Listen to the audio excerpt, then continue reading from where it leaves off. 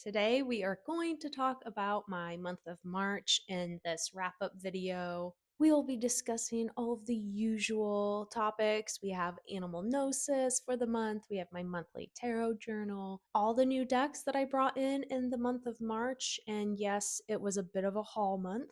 Low by who? And we will also look at a bunch of pairings for one of my newest decks as well. And finally, we'll wrap up the video with the usual book I read for the month, some journal bits, and some other things I had going on in March. I'm so excited that you're here with me, so let's get right into the video. For the month of March, I spent the majority of the time editing the Folkloric Forest guidebook.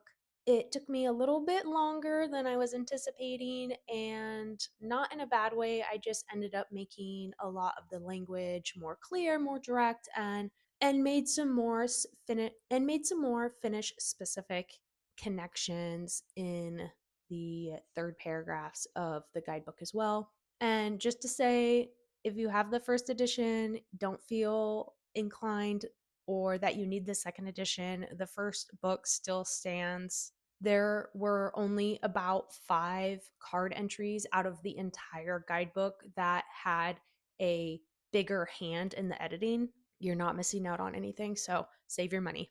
So with the guidebook getting done, I was able to finalize all my files and send those off to the printer. So now the month of April, which we're in now, I can be totally free. I am so excited to relax and recharge and to just take a break. My creativity desperately needs it. My brain desperately needs it. And I'm just really looking forward to doing a little bit of nothing. Of course, I'm always dabbling in something, but having this off my plate is a huge weight off my shoulders. So that was one of the biggest things in the month of March, which for how many responsibilities I had this month, because I also have design clients as well, on top of just regular life and responsibilities with everything from my 5 animals to my property to my house to just all of that, right? So while it sounds like a lot, it felt like a lot, but it also felt very manageable. It was so much better about not procrastinating on things that I knew I just needed to really chip away at, which leads me into the Animal Gnosis for the month, which was Manatee. And because I was so busy with Kickstarter stuff and other things in March, I didn't have any extra energy or time to dedicate to Manatee beyond Tegan's really great Gnosis write up, and of course, selecting my cards. However, saying that, I feel like there's months where I can't engage as deeply or as extra in Animal Gnosis as I would like, but I felt like the animal's energy was still really embraced because, like I had just said, I had so much on my plate, but I still felt like I was calmly getting through day to day, week to week, handling what needed to be handled. And I really didn't have that many too frazzled moments. So I felt like I was embodying Manatee's very calm, float along energy. The cards I selected, I really loved looking at all month. I only had 2 Manatee cards. I might have them in a tarot deck, but like I've said before, I like to have oracle cards out for the monthly practice. So I found this really great healing jar with honey from the Wild Chorus Oracle, and I thought it paired really beautifully with the 2 animal cards here. And I liked the message and the visual of this card to go along with Manatee as well. Just thinking about the actual like physical aspect of Manatee, I always feel like when I think of Manatee, I think sadly of all the boat scars that are across their back. And are they endangered or no? I can't remember. Regardless, I just felt like this card and the energy in the message felt really apropos with Manatee. So this was a beautiful trio that I really enjoyed looking at and having it in my subconscious. Like I said, I really did feel like Manatee was there for me this month. It's just in a less obvious, less doing way. And then, of course, we have my monthly tarot journaling practice. This month, I used the Enchanted Earth Oracle. I really, really, really love this deck. It's so soft, it's so approachable. It's one of those easy readers. You can just pull a card and instantly get a flood of messages from it. I referenced the guidebook for like the first like 3 or 4 days. But because I found myself so aligned and tuned in with what the card's message was, I just stopped referencing it altogether. And I was able to get more than enough from these cards. So let's check out my spreads. Bring the pretty cards back into view, shall we? I love this artwork. I wish there was more cards because I think it's only 33 cards, which is just not a lot of cards. And the production quality is beautiful on everything. It is a little bit pricier for a mass market deck. I would say it's totally worth it if it's speaking to you. There's a couple of the small keywords at the trio at the bottom here that I think repeat a word from one of the main keywords. It's like one's like inspiration and one says inspired kind of deal. But that's just me being like super nitpicky. Overall, I love the illustrations. I love the keywords. It fits right in into the way I read, into the way I like to use oracle cards. So definitely check it out. I can't speak any more highly of it. Should we look at the backs? Okay, great. Okay, so for those who know, for those who don't, I use an outdated Happy Planner. It is a skinny classic size, and I just go through and cover and white out the old dates. So for the month overviews, I write in the title of the card that I pulled, and then we get into my spreads. So I absolutely loved this color palette. This was so fun. I really played into my sticker books for these spreads here. And like with this, I just write what comes to me. It's pretty much like a little toned down deck study where I am just interpreting the card and the message that I receive into this very bite sized journal format. It's almost like I'm writing a mini guidebook entry for the card, is how I approach it. I'm not necessarily asking personal questions or even questions in particular. I'm just trying to get to know the deck, get to know the artwork, get to know the keywords, and use that as an opportunity as a journal moment. Once again, this journal is very approachable. It can be even more toned down if you don't want to do the sticker decorations. I did finally match my highlight color for the cards for each day to the spreads, which I kept screwing up the past months. And I would keep using the same dang marker and it was driving me nuts. I did have a little bit of a screw up on this page. I don't normally write and or in a phrase format for my Animal Gnosis here. I just had a total brain fart and I started writing and then I used a different pen. So then I kind of had to do this like thick mark making for the letters that I don't normally do. It was just one of those things. I was like, oh well. But this journal has been a good practice of me just letting go and just using it. So while it's still cute and it's still designy and it's still fun, I'm not really setting myself to any aesthetics besides it's creative. That's really just the aesthetic. Use the stickers and the washi tape that I have, use the supplies that I have. That's really it. And it takes me like 2 to 3 minutes to do this once a day. And there's plenty of days that I skip and then I go back and fill it in. So it's great for me because I can get caught up in like so many details and like the looks of it, my handwriting and all of that. Like I just go for it. So I feel like if you want to journal, especially like tarot journal, but you don't want to get bogged down into like all those details and all the like visuals of it all, get an undated planner or an outdated planner because you can find them super cheap on eBay or Macari or Poshmark, anything like that. Just start covering and white stuff out and just use the space that's for the day and that's it. You're done. And you just feel so accomplished at the end of the month looking back. So this was great. Really enjoyed it. Loved using the deck. This is just such a strong little deck for me. I just couldn't be happier. And it was an absolute joy for this practice. Let's get into the new decks that I brought in to my collection in March. It's a good amount, but it was just one of those months. Hey, look, last month I only brought in 3 decks. So there's some give and take. I'm not going full out every single month, okay? Cut me some slack. All right, so I am so excited for these three. So I got the Remembering the Sweet Fool Tarot, I got the Pocket Edition, and then the Remembering I Am Light Oracle. And in the center here is the Spirit Carrier Oracle. I love the way these three look, right? I have gone through a bit of a photography phase this month.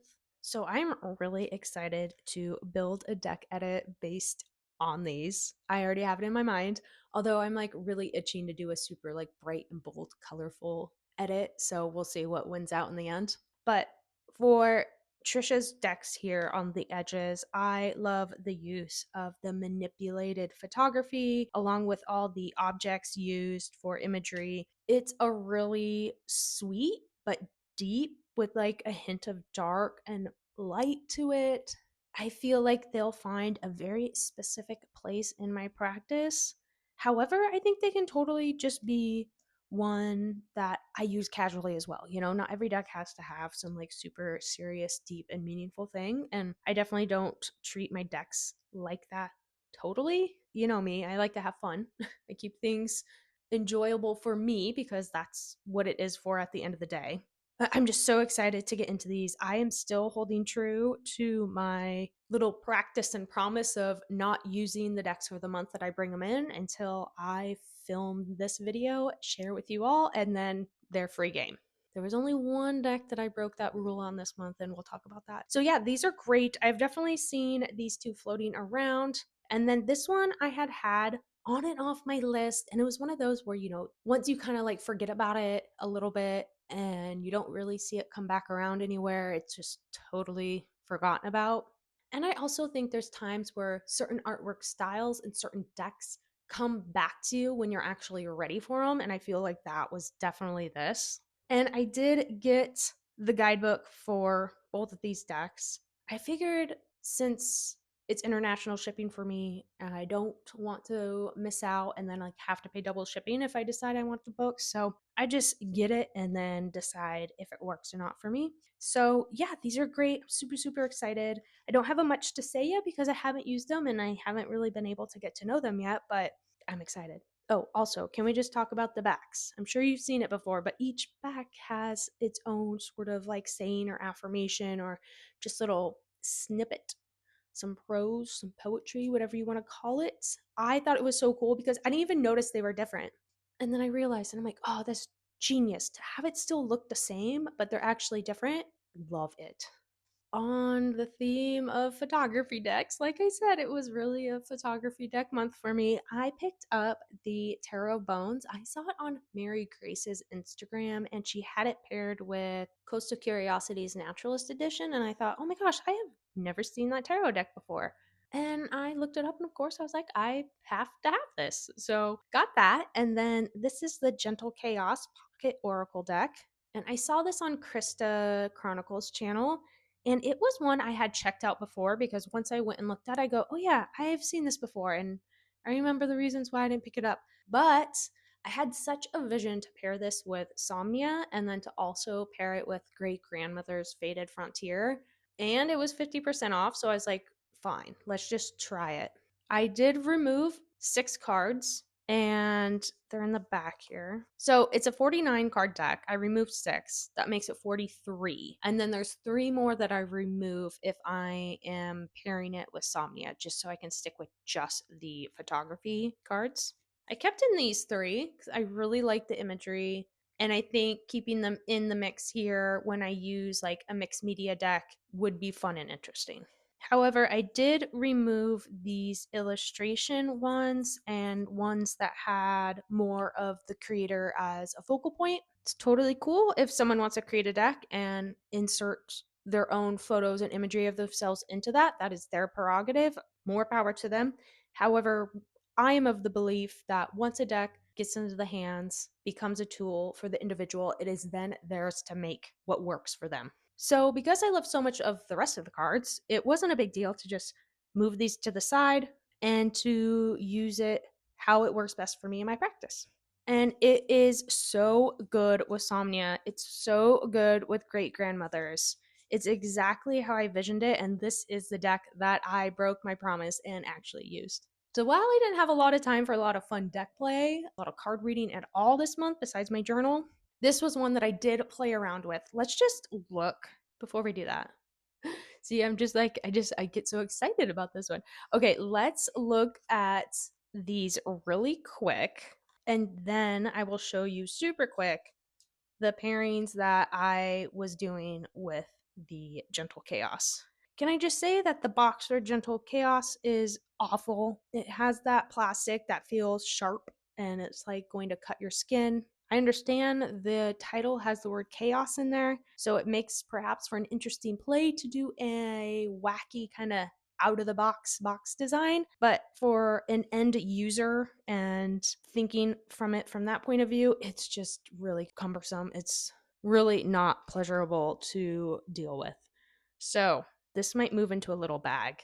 And once again, it's totally fine.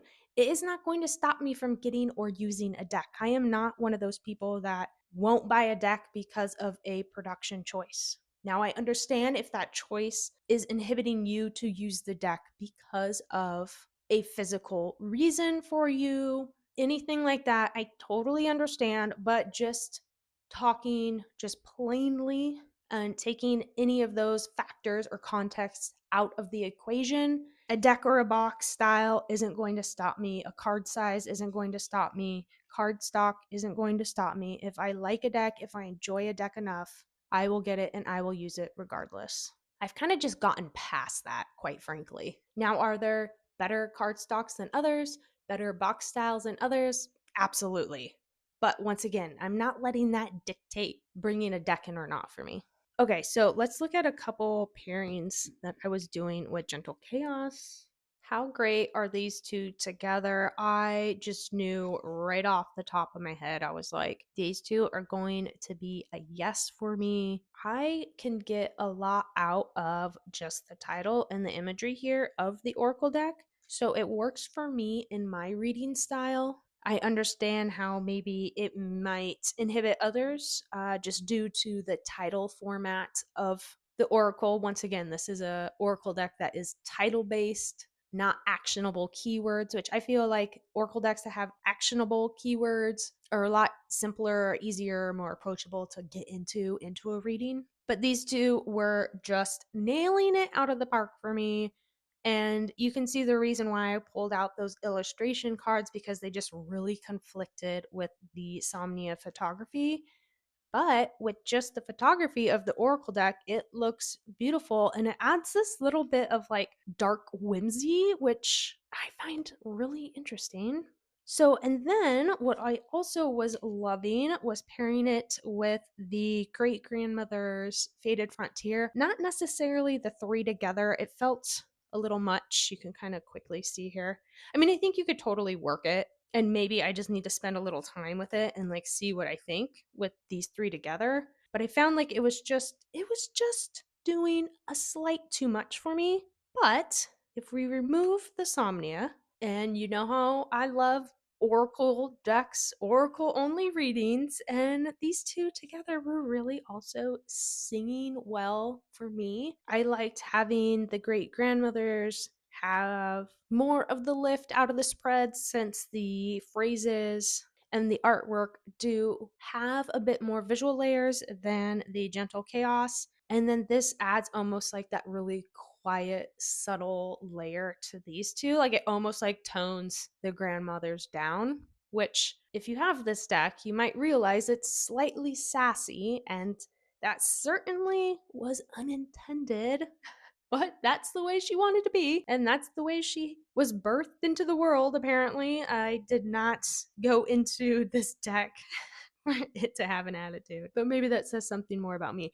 Anyways, yeah, I thought these two were really cool for an Oracle based reading. It felt very strong, it felt layered enough, it felt like you could really get a good message without needing tarot. You know, I love a good illustration, especially illustration with lots of personality. I stumbled upon the Vesper Tarot, and I feel like I saw this sometime last year or so. I think it came out maybe in 2024, or was it 2025?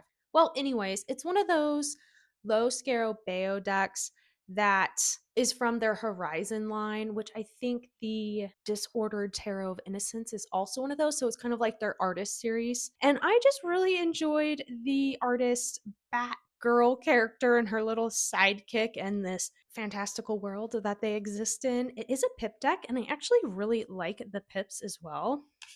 They have a lot of story to them still. I just love the illustration. Really cool. So that's exciting. I can't wait to get into that. I feel like, okay, my word of this video is like exciting, excited.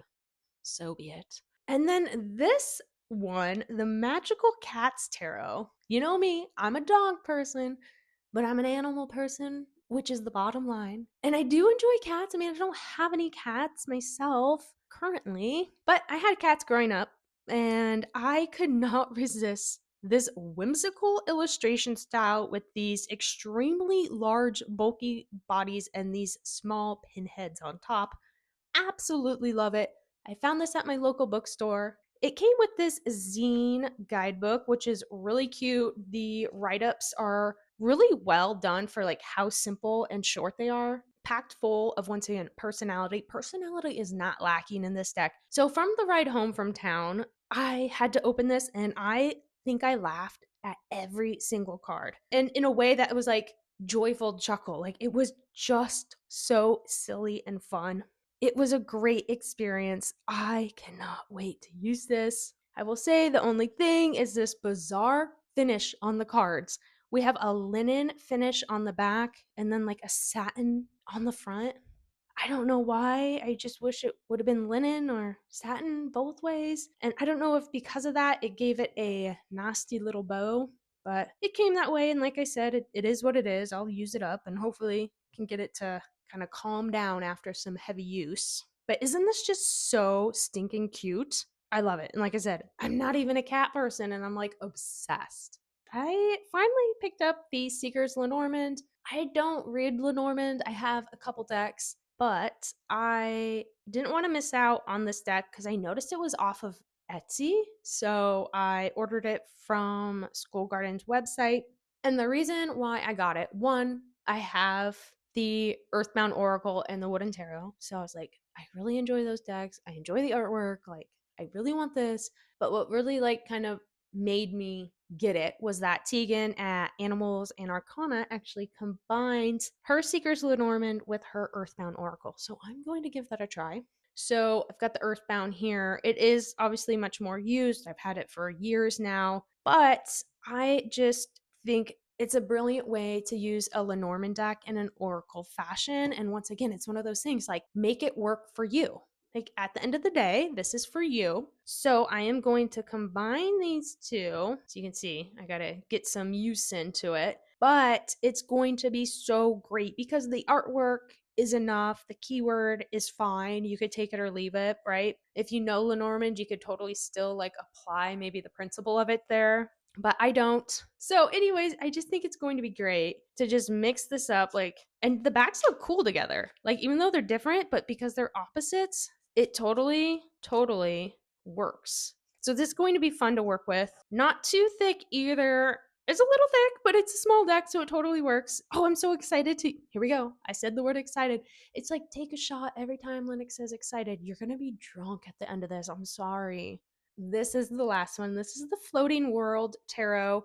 And I had this on my list when it first came out a few years ago, but then Neve reminded me on her channel of this deck, and I thought, oh my gosh, that artwork is so cool. It's so like early 2000s internet art.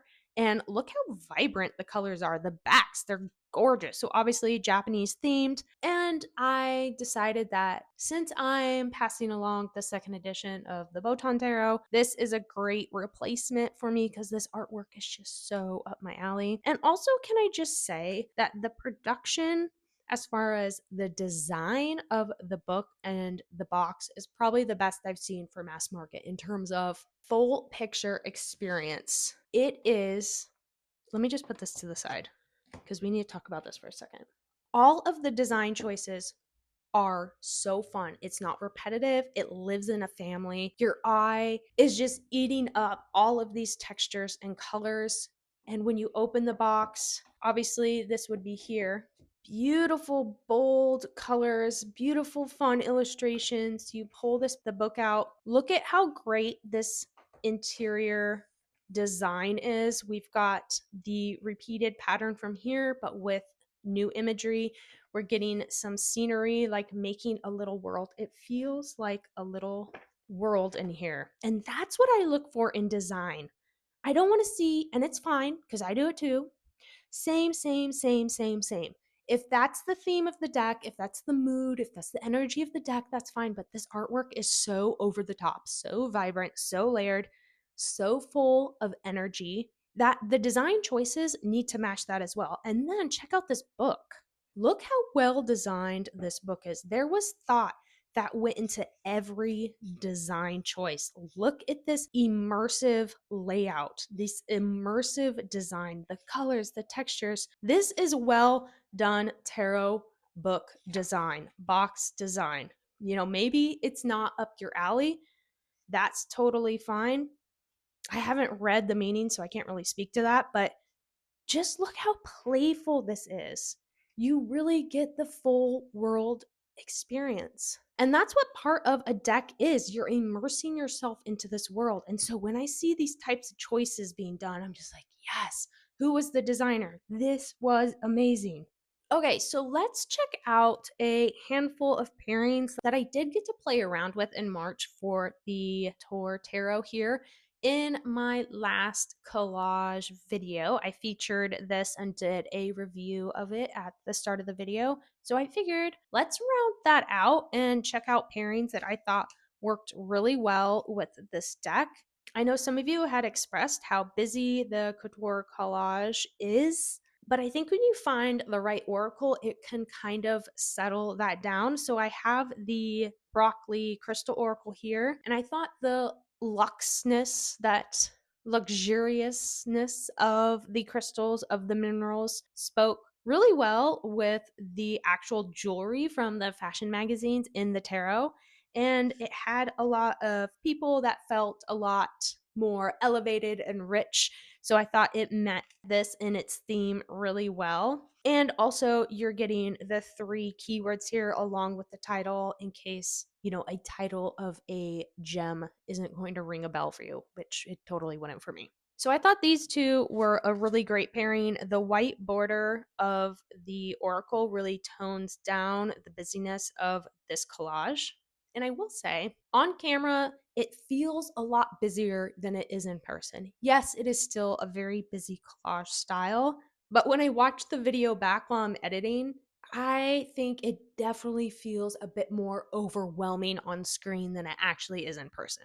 So I thought these were cool.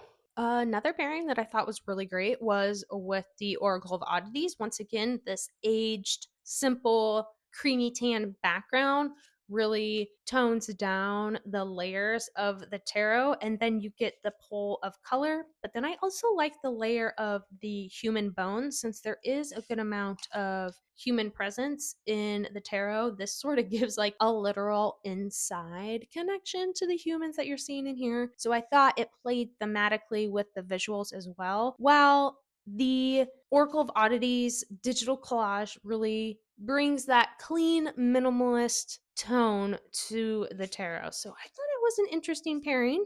I thought it could play nicely. Let me just look at one more. And then I thought you could also try it with the Memento Mori. Once again, I thought this was interesting in the terms of the objects and tools of the Oracle with all the bits and bobs of the tarot, because there's a lot of objects and tools and things in the tarot visuals as well. Once again, bringing that more tone down visual to balance out the tarot.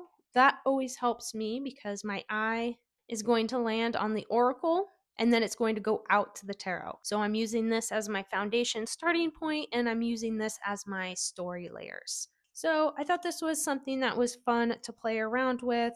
You'll have to let me know what you think. I really loved the Citadel Oracle with this as well. I thought the sparse white backgrounds really play nicely to balance and tone down. And then it still feels visually busy though, but because it's like a clean digital vector illustration style, it balances rather well with some of this modern aspects of the collage bits that are used in the tarot. And this provides a great layer of an archetype if that's something that you're looking for. You still get some keywords to go off of and lots of imagery to pull from. So this is almost like a little bit of a collage digital illustration. I mean, it's not, but do you know what I mean? Like just the way that all the small details are in here kind of makes it feel that way, but it's not too much where I feel like it's conflicting. I actually thought they looked really beautiful together, and I thought they were reading really well together as well. So, another really fun and interesting pairing, and another example of pairing other styles with collage style as well. I feel like collage can pair a lot more ways than originally anticipated. Okay, you know me, I always have to find a way to slip an animal deck into a pairing showcase. So we have the feathered omens here, and I think it surprisingly works. Maybe it doesn't feel like the first go, but because we have these soft blue backgrounds, which play really nicely with these navy bottoms here, we get a great little affirmation or phrase or a couple keywords at the bottom. And there's plenty of animals in the collages of the tarot that I do think it pulls it in just fine. It doesn't feel like animal overwhelm. Sometimes the animals aren't even noticeable in here. So if you're looking for an animal energy to insert, I feel like something like this would be a really great option. And I also feel like the photographic nature of the paper pieces from the fashion collage go really well with the photography of the birds. Like I said, it might not be the first go to, but it's one of those that just works for me vibe wise and visually wise. That maybe it's one that isn't the most obvious. But see, here we go, another owl. There's lots of owls in here. But yeah, I'm always looking for an animal insert, so I couldn't help myself. But I really like it, and genuinely, all these pairings I'm showing, I would use. So they're definitely ones that I think work. I wanted to show an example of using a more abstract art style with this for a pairing. So we have the diaphanous oracle, and I thought it looked really great on the edges here. So we get double the keywords and allow the collage to do the shining in the center of the spread. And I think the abstract florals and sort of naturey elements of the oracle play really well into all the flowers and animals and nature pieces in the tarot. Once again, I'm always trying to connect theme, energy, and visual while maybe not all three get checked in a pairing. At least 2 out of 3 I try for, and I feel like that makes a good pairing. But I think this checks all those boxes. And I thought it was a great example of a keyword based deck that isn't detailed illustrations. Like, it's very beautiful colors of abstract paintings and a ton of keywords. So I thought this could be a very interesting play here. And I could see this working with a third deck really well. That's probably where I would take it. But every flip through, I really loved the keywords and the tarot. I thought they were speaking really well together. And do the colors always align and match up? I mean, for the most part, but there's always sometimes that oddball, that card that maybe is like, oh, it's got a totally different like color palette going on. But for the most part, this is definitely like it's there for sure. So I thought this was really cool, and it shows a great way of doubling up your oracle and just using a single tarot in a 3 card spread pairing as well. Okay, so I had so much fun with these pairings, but let me show you the last little bit because I did a little bit of mini deck pairings with this as well. Okay, we're just keeping it casual. We're putting stuff on the desk and we're going for it. Okay, so we have the Woven Whispers here by Levi, our lovely friend, Masculine Intuitions. We have the Terra Incognita, we have the Language of Flowers, and we have my Common Oracle. So the way I could see these working was, one, these word decks would be great for spread creation. Of course, it would just be great to go as well. As simple as that. I would totally pull a single tarot and a single word and call it a day. So I thought those were beautiful. You can, of course, start adding in more if you wanted, right? So that's interesting. These really allow a lot of flexibility in the spread making because of their size. And I love having multiple different size because like these little ones you can just like tuck in like so many places in the spread and it doesn't feel overwhelming. So once again, something like this we could just have as clarifier to 2 cards. We could have them as spread makers. For the language of flowers, once again, we could just do a single and a single here, and I think that's beautiful. Once again, lots of flower imagery in the tarot, so this would be interesting to pull that into this mini oracle. Could be used as a clarifier, it could be used as like an end of reading wrap up. I really do like to use these as that sort of nightcap. It's that wrap up, it's that summary to the reading. I find this works really well for that. But because we have this bold, rich black backgrounds, it really pulls into the tarot really well and grounds the tarot. So I thought these two were really great together. And then we have the Terra Incognita, right? So this was like a little bit of a last minute introduction here, but I thought it was rather fitting because we have these bit more unusual keywords. And sometimes I feel like it can be challenging to get into. So it's one that I like to use like slow paced, but because the collages come from high fashion magazines, I thought these more elevated keywords fit really well in the space. Once again, we have the flowers. The grayscale of the imagery sits really well with the collage and the boldness of that artwork.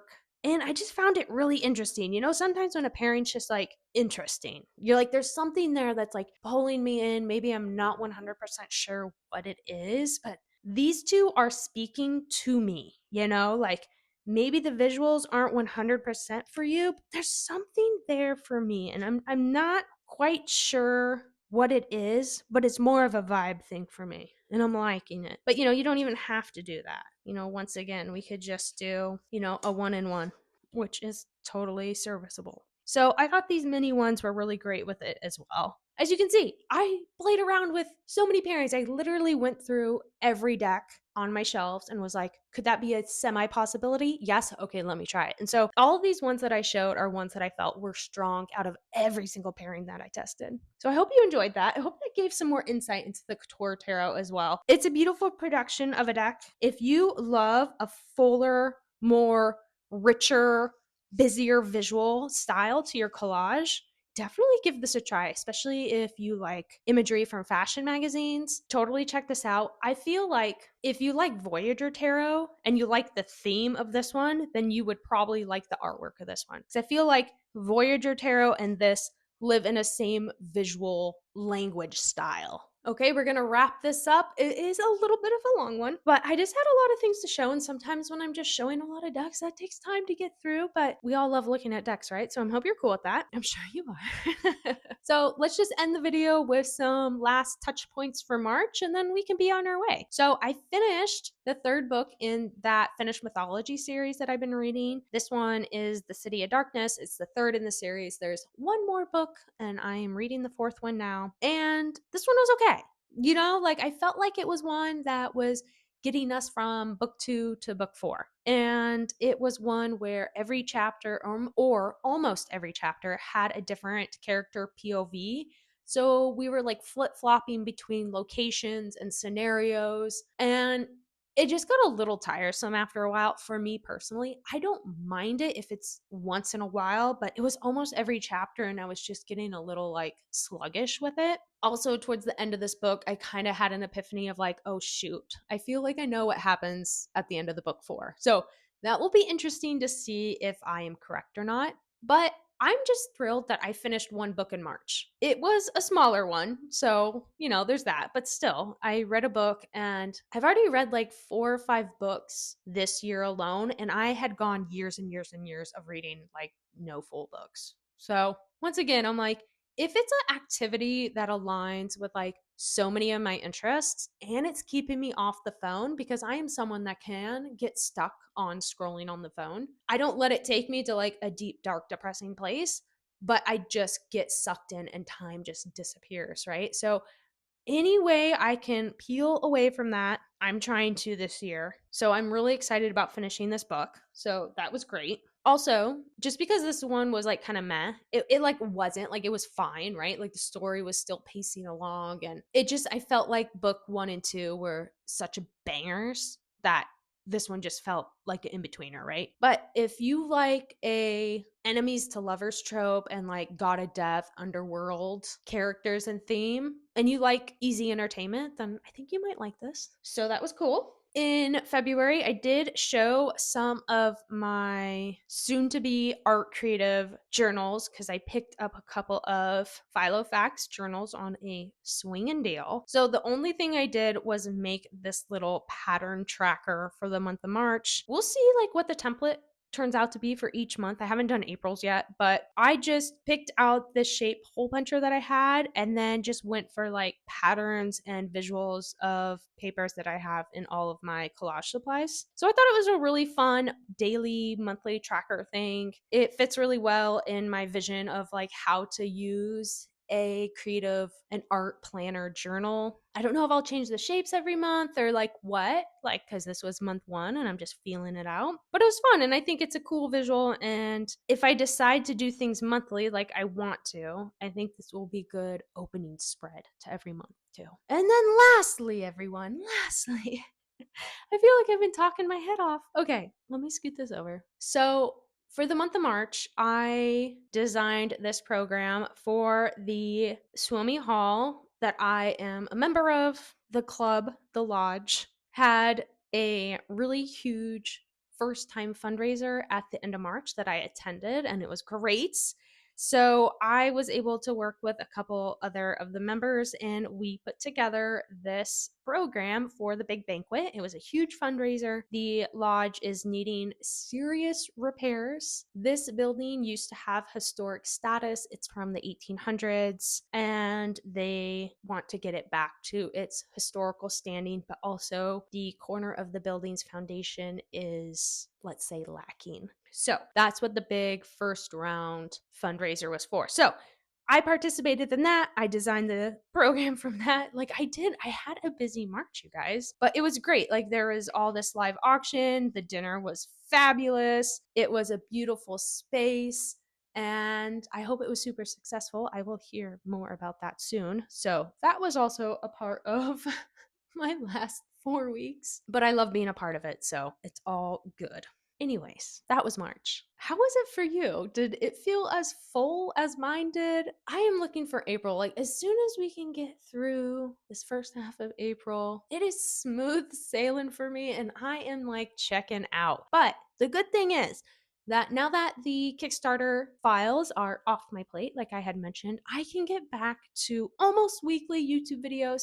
Putting a YouTube video up once a week is my goal. Sometimes I can make that happen. Sometimes I hit more of a week and a half schedule. But do know I do aim for one video a week. So now that I have some more free time opened up, I can get back to some more videos. I'm really excited to talk Oracle decks again. I'm going to get back into some more Oracle deck discussion because I know everyone really enjoyed that, and so do I. And then otherwise, we'll just see what's happening. But yes, you can find me here and you can find me on Instagram. I am going to be working on my newest Oracle deck now. I actually started it over 2 years ago and I got about 40 something cards done. And then I totally like petered out, kind of ran out of imagery, and then I just, new projects, other projects, what the story is. And so now that the latest installment of Folkloric set is off, I can get back to my own artwork, and I'm so excited to do that. I cannot wait to collage. I cannot wait to create. And this deck is going to be so much fun. There is humor, there's whimsy, there's fantastical elements, there's everyday elements. It is just going to be a blast, and it's maybe my favorite deck yet. So with that, I will part ways with you all. Hopefully you will catch me in a week with another video. And until then, thanks for being here with me. I will chat with you later. Bye.